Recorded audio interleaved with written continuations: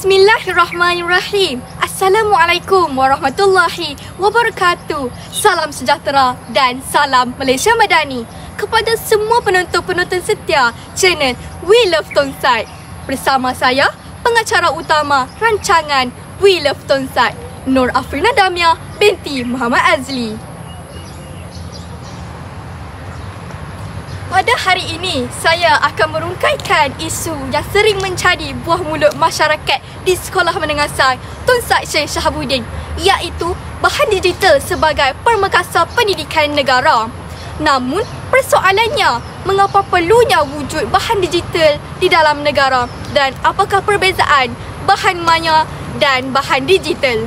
Sekarang, saya bersama dengan salah satu pelajar cemerlang tingkatan 3 Sekolah Menengah Sains Tonsai Syekh Shahabuddin, Muhammad Amsyar Faris bin Yurahimi. Bagi perspektif pelajar, apakah perbezaan bahan digital dan bahan maya dalam pembelajaran di sekolah? Baiklah, bismillahirrahmanirrahim. Assalamualaikum warahmatullahi wabarakatuh. Bagi menjawab persoalan yang ditanya oleh Puan Afrina tadi, saya akan melihat cara pembelajaran yang digunakan oleh guru dalam cara pembelajaran secara maya dan juga cara pembelajaran secara digital. Baiklah, kalau kita lihat cara pembelajaran secara maya, dia akan menyebabkan kurangnya tarikan kepada pelajar untuk belajar lah. Kalau kita lihatlah, pelajar sekarang dia lebih minat kepada perkara-perkara yang baharu, perkara-perkara yang menarik. Dengan menggunakan perkara-perkara yang baharu dan menarik itu sendiri, dia dapat menarik minat pelajar untuk belajar. Apabila wujudnya pembelajaran secara digital inilah yang dapat menampung segala permasalahan yang ada di sekolah itu sendiri. Baiklah, penggunaan pembelajaran secara digital ini dapat membantu pelajar dalam menarik minat dia untuk belajar sendiri. Contohnya dengan menggunakan aplikasi YouTube. Apabila menggunakan aplikasi YouTube semasa belajar, dia akan menyebabkan murid menonton dengan rasa semangat, gembira dan menarik. Dan akhir sekali dapat memastikan murid dapat memahami apa yang dibelajar. Kedua, apabila menggunakan slide, contohnya seperti PowerPoint, Canva dan Word, dia akan menyebabkan mudahkan pembelajaran murid dalam sesi pembentangan. Dan akhir sekali, dia akan membantu murid untuk mengetahui ilmu-ilmu baharu dan juga isu-isu semasa. Baiklah, itu saja dari saya. Baiklah Amsyar, terima kasih atas jawapan yang diberikan sebentar tadi. Terima kasih Amsyar Faris atas perbicaraan yang cukup bermakna sebentar tadi. Nampaknya bahan digital banyak memberi faedah kepada pelajar di Sekolah Menengah Sains Tonsai Syekh Shahabuddin.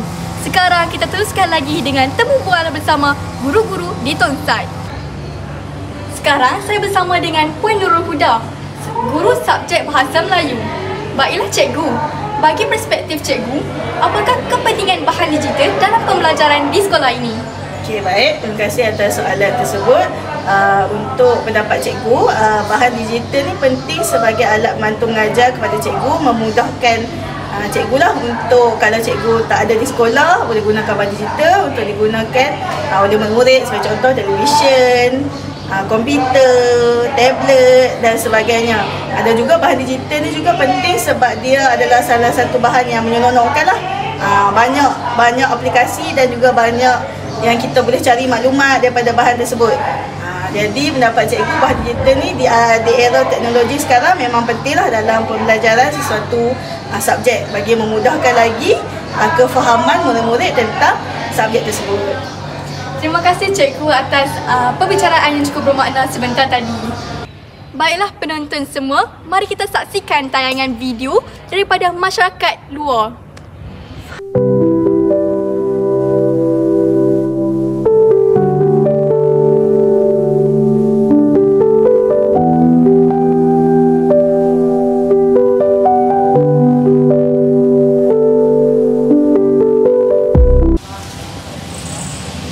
Sebelum saya akhiri rancangan kita pada hari ini, saya akan memberikan beberapa ulasan.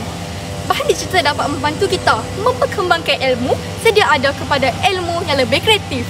Yang kedua, kita dapat mencari ilmu di mana-mana saja, di mana jua. Kerana bak kata orang, ilmu di hujung jari sahaja.